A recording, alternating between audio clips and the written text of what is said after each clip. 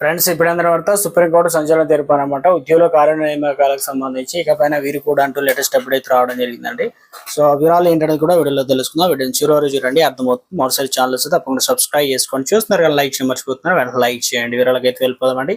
తల్లిదండ్రులపై ఆధారపడి జీవిస్తున్నటువంటి వివాహిత కుమార్తెలకు సుప్రీంకోర్టులో భారీ ఊరట లభించింది. గుడ్ చెప్పారు. ఎందుకంటే ప్రభుత్వ ఉద్యోగుల సర్వీసులో ఉండగా మరణిస్తే వారి స్థానంలో వచ్చే కార్యనియామకాలు పెళ్లి చేసుకున్న కూతుర్లు కూడా అర్హులేనని తేల్చి చెప్పింది అనమాట. ఎందుకంటే పెళ్ళైంది కదా అని చెప్పేసి అనే ఒక కారణంతో మహిళా హక్కులు కాలరాయాలి అని చెప్పేసి ఇక చెప్పింది అనమాట కోర్టు. వివాహం అనేది ఒక మహిళ అర్హత లేదా ఆమె తన తల్లిదండ్రులపై ఆధారపడే స్థితిని మార్చలేదని న్యాయస్థానం అభిప్రాయపడింది. కార్యనియామకాల్లో కుమారులతో పాటు పెళ్ళైన కుమార్తెలకు కూడా సమానమైన అర్హత ఉంటుందని స్పష్టం చేసింది. ఇక ప్రభుత్వం అందిస్తున్న నియమావళిలో కేవలం వివాహం కాని కుమార్తెలు మాత్రమే అర్హులని ఉంచడం రాజ్యాంగానికి విరుద్ధమని కోర్టు అయితే తెలియజేసింది.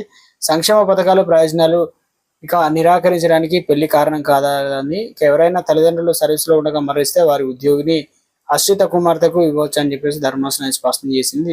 అయితే లింగ అసమానతను పెంపొందే దిశగా సర్వోన్నత న్యాయస్థానం తీసుకునే నిర్ణయం తల్లిదండ్రులపై ఆధారపడి జీవిస్తున్న పెళ్లైన కుమార్తెలకు పెద్ద గుడ్ను చెప్పారనమాట. ఎందుకంటే ఈ సుప్రీంకోర్టు తాజా నిర్ణయం వల్ల ప్రభుత్వ సంస్థలు తమ కారుణ్య నియామకాల నిబంధనలు మార్పు చేసి అవివాహిత అనేటువంటి పదాన్ని తొలగించి పెళ్ళైన కూతుర్లకు కూడా లబ్ధాలకు అయితే చేర్చాల్సి అయితే ఉంటుందన్నమాట. సో సంచలన తీర్పు అనేది ఇవ్వడం జరిగింది అనమాట. ఇక్కడ నుంచి వీరికి కూడా కారుణ్య నియామకాలు అయితే